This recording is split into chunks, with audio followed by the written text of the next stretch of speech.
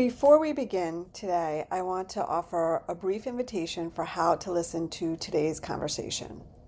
Michael's story includes experiences that many people would describe as a spiritual awakening, while others may find some of his experiences difficult to understand or even difficult to believe.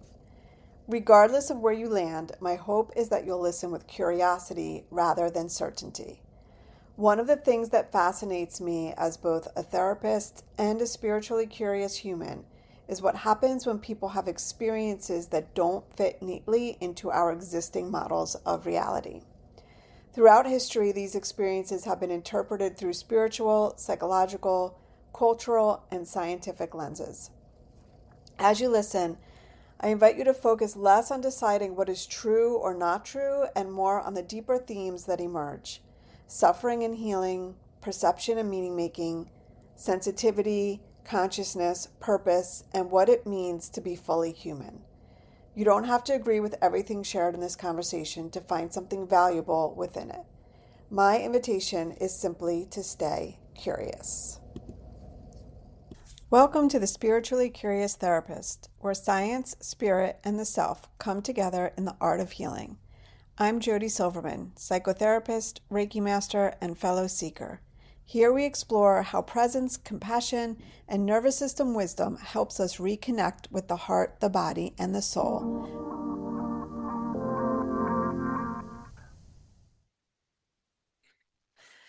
Hello and welcome back to the Spiritually Curious Therapist. Today we have with us Michael Monk. Michael is a world-renowned healer and teacher of spirituality, metaphysics, and energy mastery with a focused devotion to God.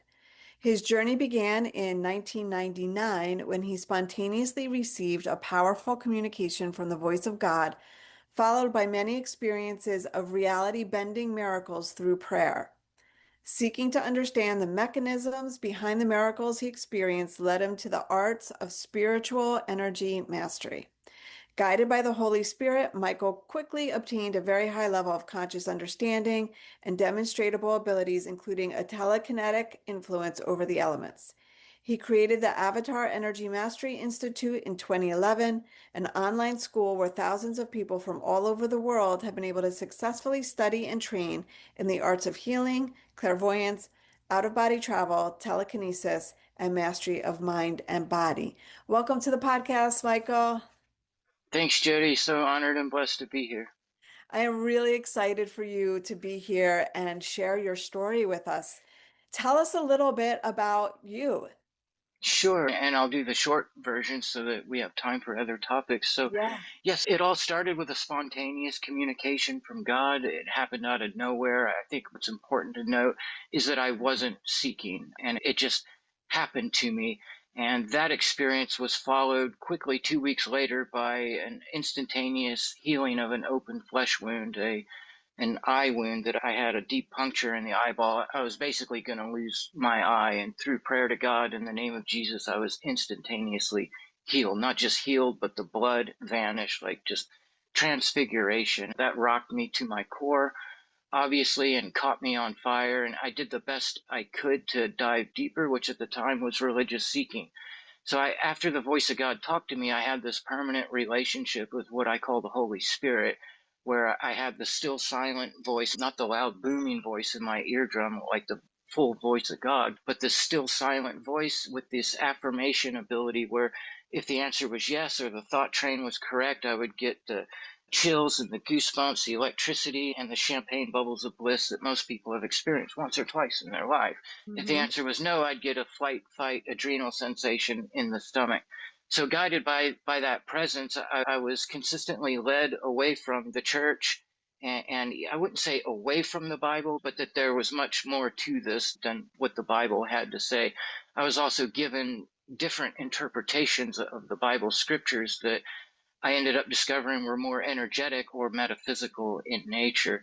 So fast forward 8 years, I end up having my first, what I would call an energetic experience studying metaphysical material. The idea was that presented was that our physical reality is just a perception. It's provided by the neurons and the nerve fiber system of the body to cause us to have this physical interpretation. but that the truth behind everything was waveform spiritual energy and our translation of that into physicality. And I really understood it deep in the heart, not in the mind. And the voice of God came back to me just booming in my ears in delight in the Holy Spirit and asked me to go outside and get away from people. When I did, the whole world around me started rippling like heat coming off the blacktop on a summer day, but with brilliant rainbow hues. And my body did the same thing. I was seeing through my body. My hands were waves of energy. And of course, once the Spirit of God withdrew from me, I returned to physicality. Everything was normal again. But I sought for 2 years to find the gateway back to that through my own merit, through open the door myself to what God opened for me. And I finally found it. I obtained a clairvoyant state, not through focus, but through the opposite of focus. I learned that what a spiritual focus is the opposite of what we call focus. So by focusing on absolutely nothing, almost going catatonic in your brainwave state, you'll start to see fluctuations. And if you can be graceful and nonchalant as these happen, they'll continue and get more and more and more until you perceive that everything is energy. So once I had that door open, it was play. And I come from a family of scientists and engineers, so I also applied the scientific method to my studies and tried to validate my experiences. Am I really seeing energy? Or maybe my optic nerve is vibrating. And I concluded I'm definitely seeing energy because it would respond to my thoughts, it would respond to my emotions, my feelings. I just learned that there was a great coherent pattern to how the energy was behaving. So that went on for about a good solid year when I was doing my usual thing, just playing in the energy, observing and taking notes, when from the depths of my heart, a part of me came out and almost, you could say, took control of my vocals. And I found myself speaking, I am not the physical body, I am the light that flows out of it. And as soon as I stopped talking, all the energy waveform in my room collapsed into me like a dying star going supernova and exploded back out, except my consciousness, which was normally fused inside my body through the nerves, went out with it. And all of a sudden, I could feel the whole room, the walls, the space, as though it was a part of my very body. And that's when I realized that I was innately telekinetic at that point, with my mind beyond my body. It didn't take me long to figure out that the air was responding to me. I could cause the wind to blow or stop or change directions. And I have demonstrations of this on my YouTube channel. I also discovered that I could impact the weather, the clouds, the atmosphere, cause them to disappear or appear. I could make water ripple just by placing fingers in, holding them still, and projecting my energy. And another big one was that I could be inside of my body and somebody else's body at the same time. And it's demonstratable because I would be able to move their body with my conscious direction, almost like my spirit was cohabitating their nervous system with them. And that's when I discovered that I could do spiritual healing. Whereas before, all I had for healing was prayer and faith, and God would do the work. Now I had a gateway to where my mind, my consciousness, and my energy can influence molecular structure in other people's bodies. And so once I was telekinetic and had these abilities, not just my private little magical world, that's when I decided to upload demonstrations to YouTube, start the Avatar Energy Mastery Institute, and it was very successful. It caught fire really quick. To make a very long story much shorter, I got so wrapped up in self empowerment and new age type philosophies that say the self is God, and I took that very far. I ended up swimming with sharks, like attracts like, and just spiritually, not physically. And I Mhm. went through a dark period where I lost my way for a while through a series of misfortunate events, lost all my apps, the websites and assets, and basically lost everything I held dear to me. And I had to get out of that darkness and reattune to God, reattune to that there is a higher power, even beyond my higher power, which was significant. And that led me to my latest work, which is a mixture of self-empowerment and devotion of that self-empowerment to the Creator, which is so much more efficacious than doing the self-empowerment journey by yourself. And here we are now. Yeah. Wow, that is quite a story. So, can I back us up just a little bit? Because I'm listening to you tell this story, and there are parts of me that totally resonate and get it from an energetic perspective and a quantum physics perspective, like all of these ideas that everything is energy and that it's our perception of everything around us that makes it solid and matter-like. Yes. And most of us can't perceive that, right? We can't perceive it differently. We perceive it as physical matter. And Yes. so even though I might know this and even ascribe to it, to hear you describe your experience, there is a part of me that's saying, wow, like this sounds kind of out of this world. It almost sounds like a near death experience. What was it like to be having these experiences that seem so far out there from the perspective of the norm? Jeez. Yeah. Family estrangement, friend estrangement, nobody believing me. And this was prior to me becoming telekinetic and having something to demonstrate. I stayed in the mental hospital more than once to set my family at ease. And invariably, the doctors would say, there's nothing wrong with him that we can discover. He's just having experiences that we don't understand. They couldn't deny that a rational, logical being was sitting before them, yet obviously I was having experiences that surpassed the norm, and you lose for a while the ability to have small talk of any kind. A person would talk about the weather, and I'd be go, that's really neat. Did you know that you could leave your body and travel multiple dimensions and go all over the universe? I completely lost taste for physical life at all, and I just became consumed in my spiritual deep dive, which ended up thousands of out of body experiences, which, wow, to have one out of body experience changes your life. To have 5 to 10, imagine having 100 and then 1,000. So I am innately familiar with not the idea, the fact that we are multidimensional beings. This physical life on earth is just one of our lives. We have a simultaneous presence in infinite dimensions and realities. And this can be experienced by anybody with just a little bit of training with their consciousness.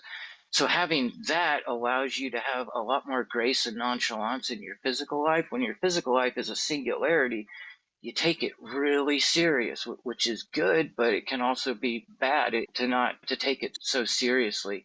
And given my connection with God, I learned really quickly during the out of body experiences that I could just ask God instead of traveling the dimensions myself. I could just say, "Take me where I need to go," and the Holy Spirit and invisible force, both inside of me and outside of me, would grab me and whisk me through the air or through the stars at light speed, or shift me dimensionally, place me on different worlds. And it was just phenomenal. Before this discovery, I was very depressed and had a hard time with life. Like from age 8 to age middle 30s, I was hardwired to have an extremely negative interpretation of this world. But discovering all of these things rekindled a sense of purpose within me, being able to teach it to others. And so it's been a complete life changer for me and for many of my students as well. As soon as you realize through your own direct experience that this world is so much more than people think, that right behind the curtain that you can peek through is a magical world of interconnectivity and energy and oneness. Like, everybody knows what it's like to be in their physical body and to feel the warmth of sunlight shining on your skin. Imagine expanding out and becoming that sunlight, and Mm. the air and the water in the air and how the air feels about the sunlight. And it's just so much beauty. As a species of consciousness, us humans, we live to feel. That's what we live for if we really examine it. But we chase facts as permission slips to feel a certain way. The next job promotion, the next intimate partner, the new iPhone, the new tablet, all these facts that serve as permission slips to feel incredible, to have continually elevated feelings. With meditation, energy mastery, and devotion to God, you can experience heights of feelings that leave all of that in the dust. And so that is life changing for anybody. What do you think led you to have this experience? Looking back with the 2020 of hindsight, I would definitely say that I was chosen for this. Anybody can learn this. I was not born this way at all. It happened in my 30s, or late 20s, early 30s. And I've taught thousands how to do this, and I've not failed a single student yet. So literally anybody can do this. So I can only assume that I was chosen for this because of my ability to communicate what I experience. I'm really good at putting it in plain English that even a child can understand and provide practical exercises to where it can become experiential for anybody. Yeah, that's beautiful because often I think people wonder when they hear stories like this, why you and not me, or why me and not you, or why. And so to be able to reflect on why one person might have gotten this download, or this person is able to communicate with people across the veil, and this, like why people have access to information that other folks don't. Yeah. Yep, there's a lot to that. And God sees all and knows all. I've had so much experience with the God consciousness. It literally knows itself as being every single one of us simultaneously, knows our past and our future as it changes in the moment. And it's the great weaver, the great orchestrator. So each person's situation is unique. Maybe one person needed to be shielded from this type of perception because it would have been a negative or not such a, it might have ended up in mental illness and mental instability as it so often does. So God only knows, but there's wisdom to all of it. The good news is that everybody is called to this in their own time, and anybody can achieve it. And anybody can say, my time is now, and I want to do this. So that's the good news. Yeah, absolutely. And so I'm curious because you're very connected to God consciousness and you started already. Can you, as I'm listening to you, I find myself wondering, how do you define God consciousness? What does that mean to you? Because I think everybody has a different definition or interprets that in a different way. Absolutely, absolutely. And I would preface that by saying that it took me a long time to figure this out. It took me the thousands of out of body experiences, the full spiritual attunement inside the physical until I had all of the prerequisites necessary to understand, to truly understand God. And there are a lot. So God is the supreme consciousness that knows itself, like I said, as being every single one of us simultaneously. We are all a part of God, and God is all a part of us. God is the great all that is. We are breathing God, we're walking on God, and we are God itself. We're an aspect of that God. In my journeys, I've been all the way out projected and all the way in projected. There's layers of reality that are deeper inside of ourselves than what we can experience through the nervous system. So I've gotten to validate some great biblical principles, such as the Trinity. The Trinity is actually real, but very much misunderstood. So when I journeyed all the way out, and once again, the worlds of form, worlds of space and time are translations of vibration, nothing more, nothing less than the embodiments provide, the various embodiments. Here on Earth, it's the human body and the nervous system that automatically causes us to translate vibration this way. So there's a universal source energy of which every planet, every sun in the cosmos is but a reflection or an interpretation of. But if you project your consciousness out past all the universal energy, there's a point where it stops. And surrounding that energy is what came before. The great nothing, the all that is not, the Tao, the nameless, the formless, what some people call the void, but I find that term irreverent because it's even more full than what we call full. So I journeyed all the way out and I found the aspect of God, the first part of the Trinity that I call the parental consciousness. And I do not call it the Father because it's appeared to me as the Mother, maybe even a bit more than it has the Father. They're both in there. These are ways that the great God consciousness can relate with us humans because that's how we psychologically relate a parental energy as mother or father. And so God accommodates that. So the parental consciousness is the great all that is surrounding the universe with its eye turned inward. But when I projected all the way in through myself, I found two layers of energy density. And in the very center of it, I found a radiant, like crystalline substance radiating a white light in undulating patterns. But this crystalline substance was 100 times more solid than what we would even think a diamond is. And I had enough grace and nonchalance and love because of my intense journey that I was able to pass through this light and through this crystal. And I was amazed to find the same thing inside of that I found out there, the infinite, the all, the nameless, the formless, the great all that is. However, it was a different perspective entirely.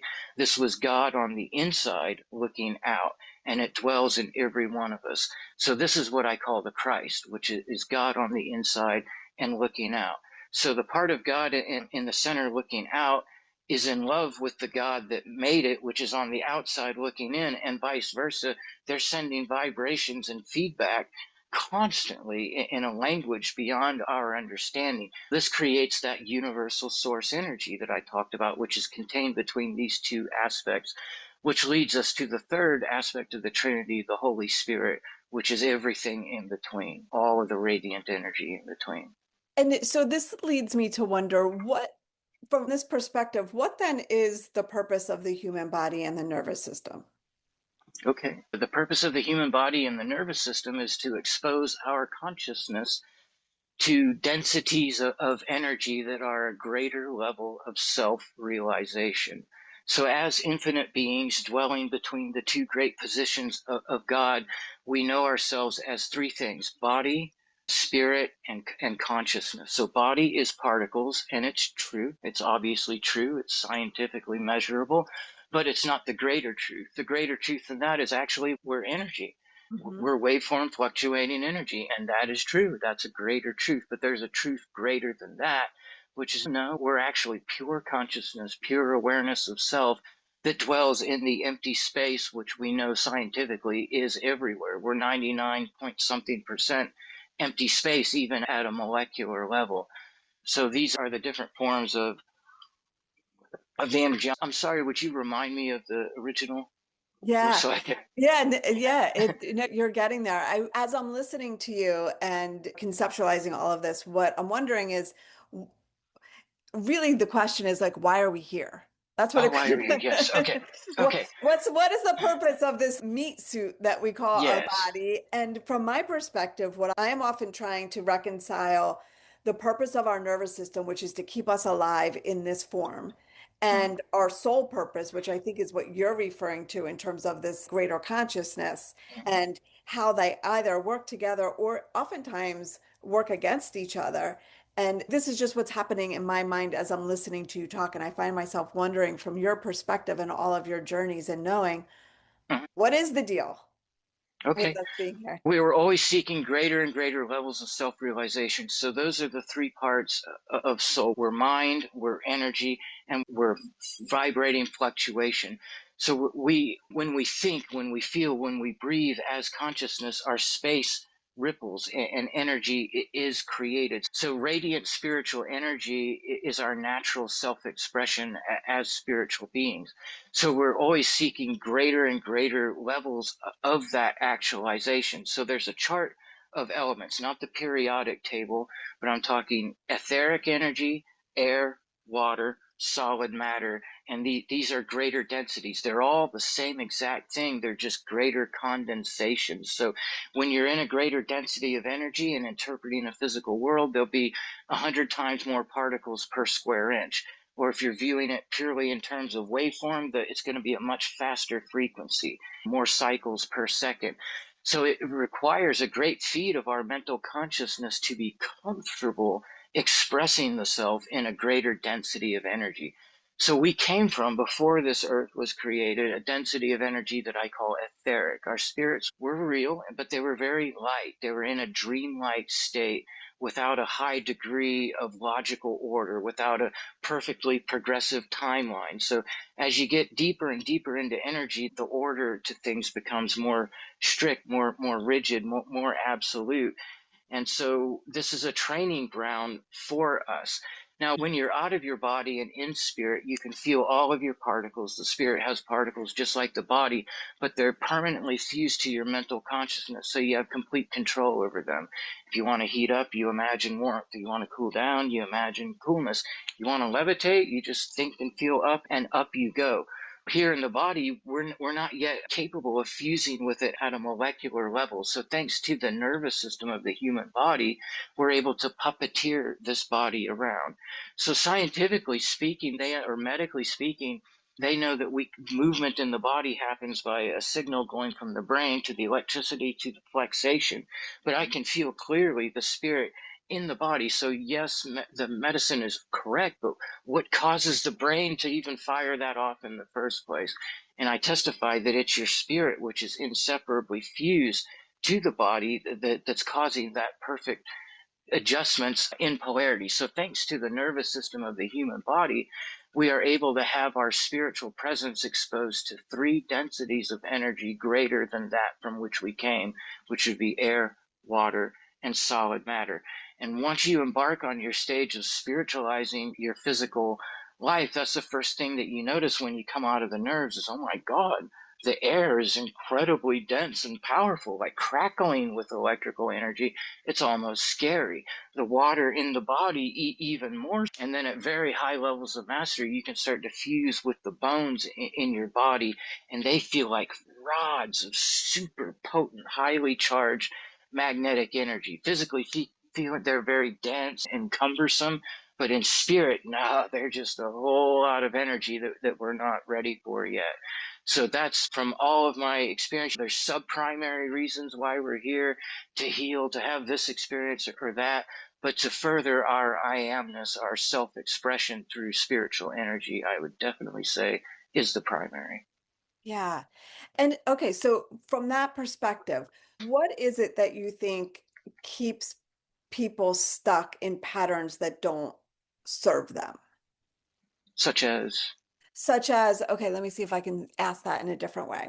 So, a lot of your work and what we're talking about is exploring identity and the ideas of the self. And like you were saying, where you've moved into this place of like self-empowerment. And so, how do you use what you have learned to help people who are stuck in patterns that aren't not necessarily serving themselves here in this yes, okay, lifetime? yeah, that's a great question. And it's spiritualizing their physical experience. So we've gained a subconscious mind in our humanity. The human mind is bumbling about. It has a very tough time keeping a train of thought, which is why our thoughts are always shifting.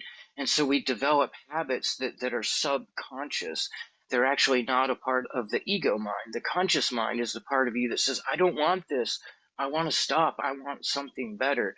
So it's the unconscious patterns behind the scenes that are propelling most of this activity.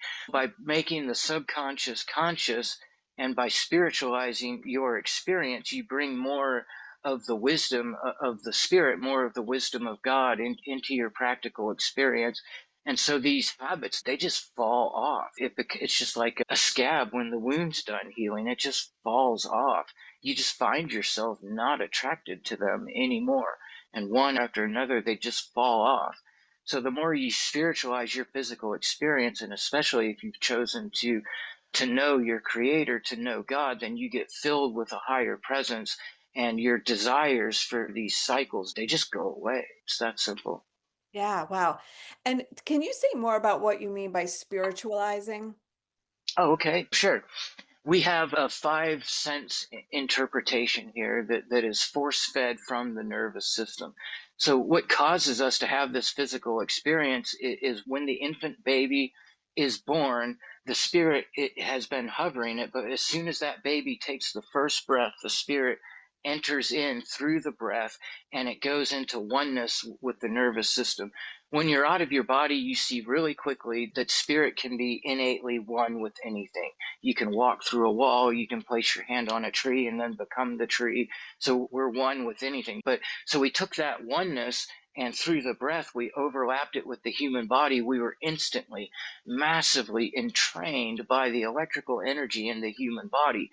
So we came from that subtle, soft, etheric energy, right? And then we overlapped that spirit with this electrical energy. It's like before we were having drops of water on our nose, and now we have a hammer hitting our head. So we Mhm. could no longer even perceive our spirit because our spirit, our consciousness is being bombarded with electrically reinforced physical data.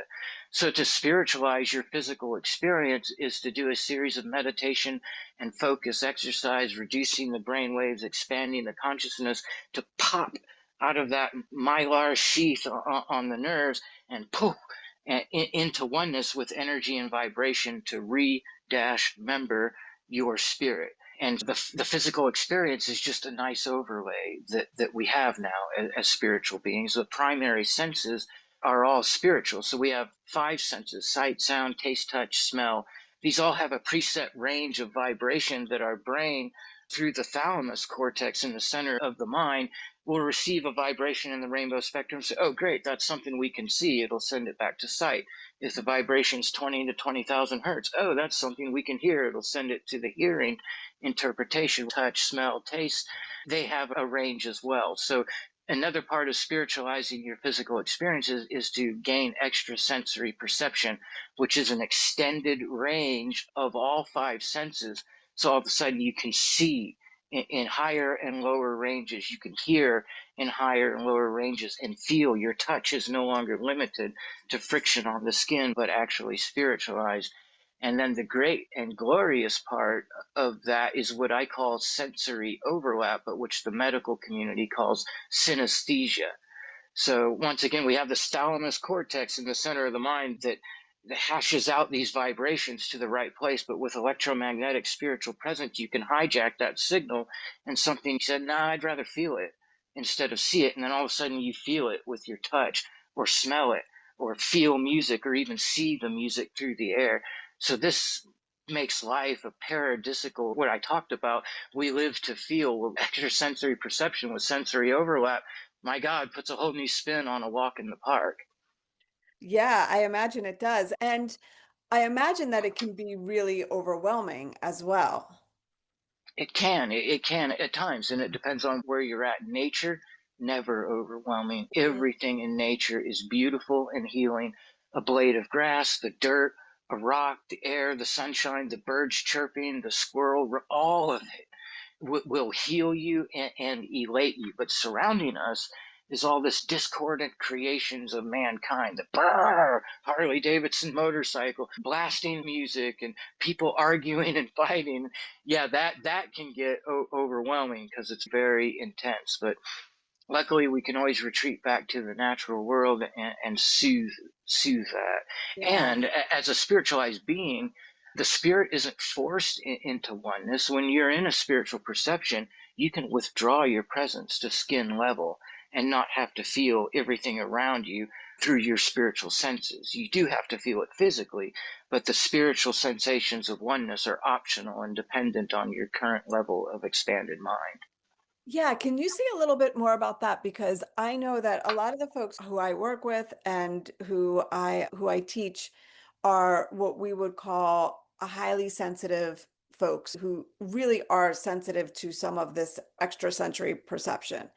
Yes. And they really struggle with that and don't always know how to do what you just explained in terms of coming back to their physical body and not living in this space of yeah, sensitivity. So can you talk a little bit about if I came to you and said, Michael, I am just so overwhelmed by all of this input, even the good stuff, right? Yep. I also need to do my laundry and, put Right. gas in my car and do all the things I need to do to sort like, how do I take some control over that? Absolutely. So I would classify people with that experience, I would say almost 98% are assured that it just opened up spontaneously or they were born this way. And I meet people like this all the time.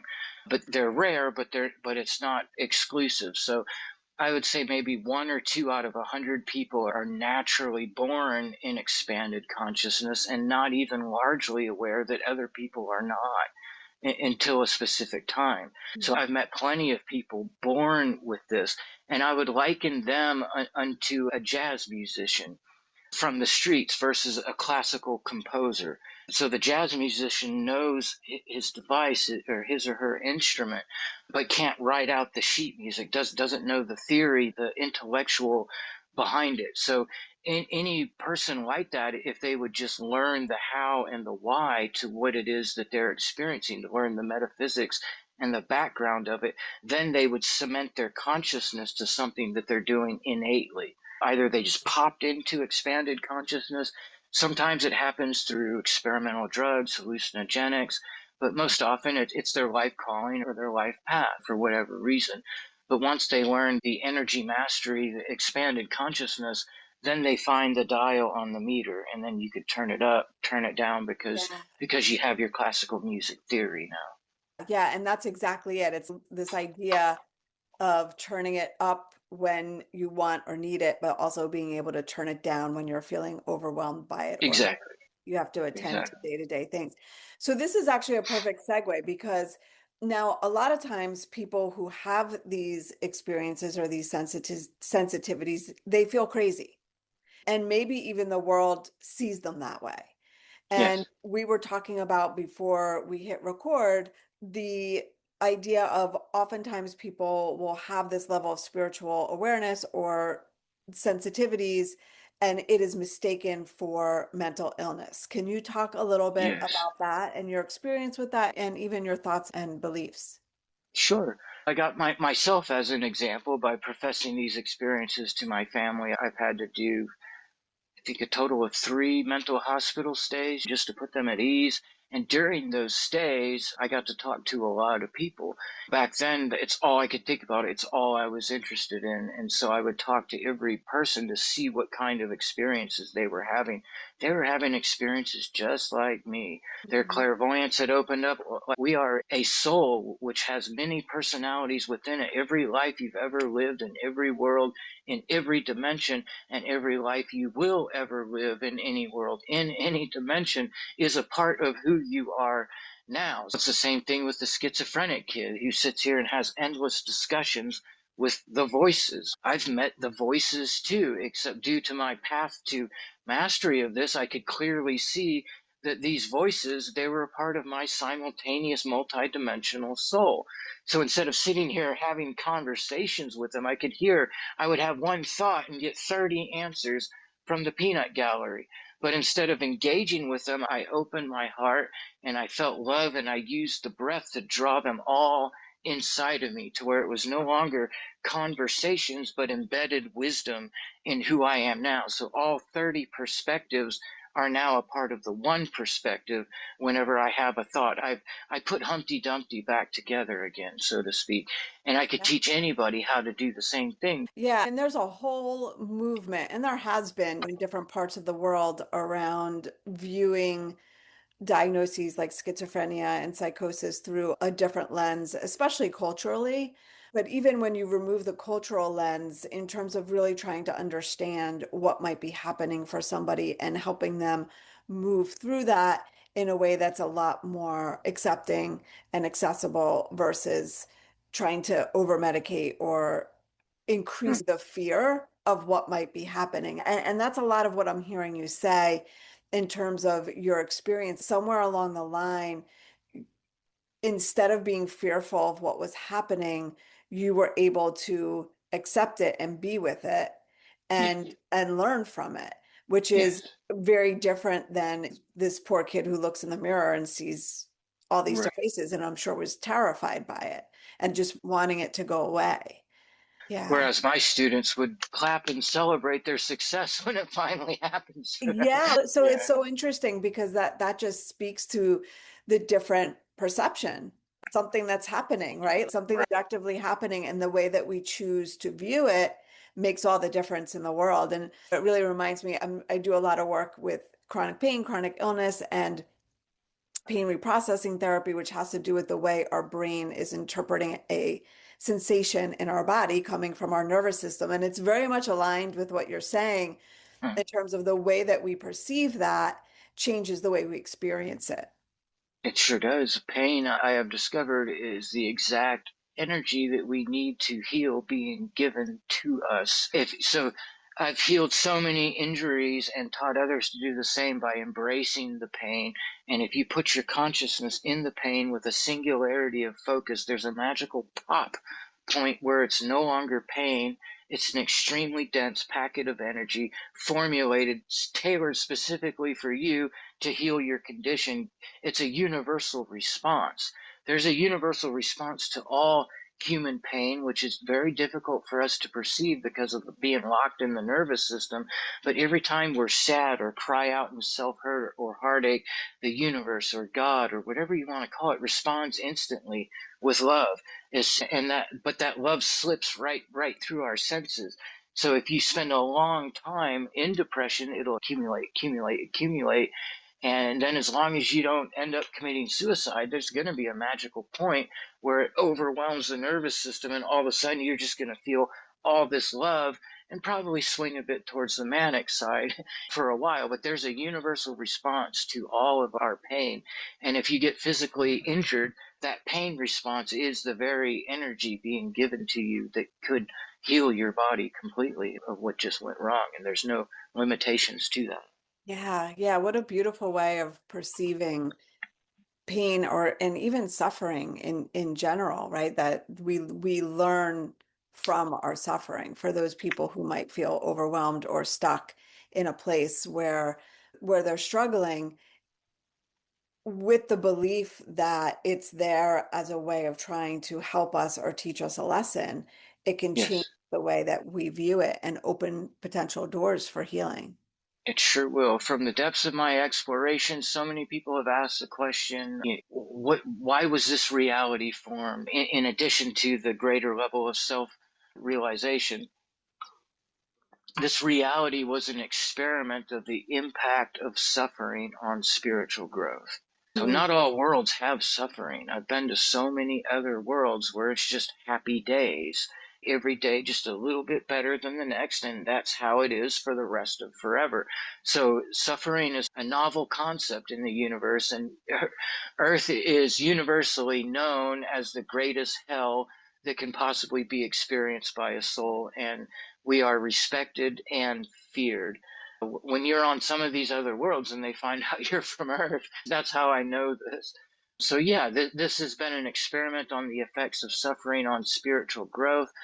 And I believe the votes are in from collective humanity, and we've decided one, nothing grows the soul as fast as suffering. Number two, it's about the journey, not the destination. So I think we're grateful for the suffering that we've transmuted, and we're here to help everybody else transmute their suffering. But when we transform our world into our golden age, I do not foresee it containing any suffering at all. It's about the journey, not the destination. So if you're suffering and if you're stressing to get there, there's not worth it because there's only now and here. Wow, can we slow that down and say that again? Can you say that again? Because that was super powerful. But yeah, so let me try. Not to put you on the spot. Yeah. Okay. This reality has been an experiment on the impact of suffering on spiritual growth. And I believe, because I have a very good connection to the collective of humanity, not just myself, but that our collective votes are in, and we have decided two things. Number one, that nothing grows the soul as fast as suffering. Number two, it's about the journey, not the destination. So there's if suffering and stress and worry and discontent is required to get to said location, then it's not worth it to get there because there's only here, there's only now. So these are the two great lessons that we've learned. So when we have our golden age, when everybody spiritualizes, I do not foresee suffering being a part of the new earth. Yeah, wow. I'm reflecting. First, I have heard before in conversations with other people and things that I've read and listened to this same idea that Earth is one of the only places where there's suffering, and Mhm. that it is the hardest school, so to speak, It out of all of them. And those of us who chose to come here came here for a reason. And also that in the metaphysical circles and in the healing circles, there is a belief that there are that some of us are here to help move us towards that golden age, right? Like that yes. our purpose is to spread the word, to bring people in, to help them heal, to help them see these ways of being in the world that will help move the collective towards coherence and love. And I'm just curious, in your travels, does that track? Does that ring true? And also, What do you see as, given all that you've experienced at this point, what do you see as your purpose here and now? Okay, first question, 100%. Perfect. Second question, I have a primary purpose and a sub-primary purpose. My primary purpose was to find my soulmate. Now that I have, it is to love her and to be fulfilled in that love. And for me to be happy right now and to love God in the moment. That is hands down my primary purpose. If I were to lose track of that, then I believe that's a diversion. So my secondary purpose is to enlighten people, to help the world heal, and to help give others the tools to do the same thing. So I'm so curious about that because, and I have a feeling that you said this on purpose. Your primary purpose is very self-directed, and your Yes. secondary purpose is outward, right? So your primary is Yes. inward, at least from my perspective, and your secondary is outward. Is that on purpose? Yes, very, very much. I've done so much thought, so much contemplation with God, and so much direct experience to find out what is the correct way of being that I've discovered that service should not be sacrifice. It should always be symbiotic, and that unless you yourself are truly fulfilled, then you really don't have much to give. And if you choose to give without self fulfillment, you're just taxing yourself and burdening yourself unnecessarily. We're bombarded with this term self centered, self centered. Is there a better place to be centered than in myself? Last time I checked, if I'm centered out here, I'm going to fall over. So I've also discovered that our God, our Creator, is so freaking wise. Amazing that once you examine these metaphysical concepts from the highest level, you end up discovering that there are perfectly selfish reasons to be a truly good and wonderful person. You end up discovering that the greatest service to self that you can do is to build highly functional symbiotic relationships with everybody else. So the greatest thing I can actually do in service to others is to be fulfilled myself, and then to have my service be a natural overflow from that fulfillment. In the absence of that, if you're just unable currently to fulfill yourself, then there is some benefit in losing yourself in service to others. I'm not going to deny that. But eventually, you're going to have to unplug from that and find yourself again, and then give of your overflow, your excess, not of your sustenance. Yeah. I just want to pause there again because I think that is so powerful. And I love what you said in using the term self-centered. Is there any better place to be saying you're so right? So thank you for that. That's beautiful. I think that's a huge takeaway. And also just the reaffirming that in order for us to be able to move the move the dial, so to speak, we have to take care of ourselves and taking care of ourselves because ultimately we are all connected. We are all drops in the ocean. Taking care of ourselves takes care of the ocean. And I think it's so important to just remind people of that because you're right. So many folks give and overgive and It's not true.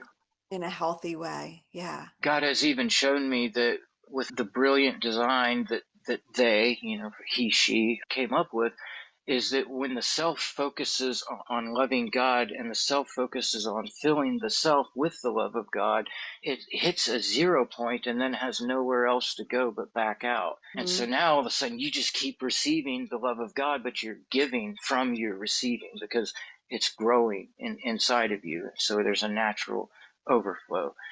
If Yeah. you receive all the way to zero, there's nowhere left to go but back out. But it's the mental posture of receiving that is infinitely easier than giving. Yeah. Yeah, yeah, absolutely. Well, thank you so much for your time today, Michael. Is there anything that I did not ask you or we did not talk about that you would like the listeners to know? My contact information, Oh, my absolutely. website and such. Yeah. So I have two different works that I'm currently sharing. One of them is all about the self empowerment, extrasensory perception, spiritualizing your life, and that's the Avatar Energy Mastery Institute. The other one is all about using that mastery, your extrasensory perception, to have an infinitely fulfilling relationship with your creator, with humanity, with the earth, with all things good and green. Both of these are under the umbrella of my bio site, which is michaelmonk.bio. That's MICHAELMONK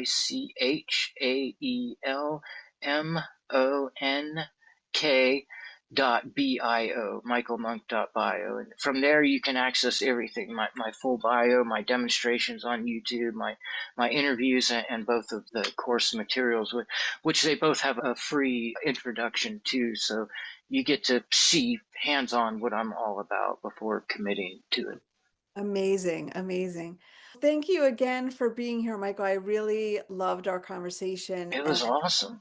yeah, I have so many takeaways. This the whole like self-centered. Is there any better way to be?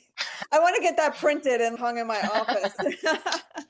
Yeah. But yeah, but also just you sharing your experiences and what that can bring to people in terms of people who might be having similar experiences and aren't sure where to go with that, Yeah, and or people who are curious and wanting to have those experiences. They can, I'm assuming they can reach out to you and check out your offerings as well. absolutely. And feel free to email me as well. My contact info is on the website. Great. Thank you. Thank you, Jody. This was awesome.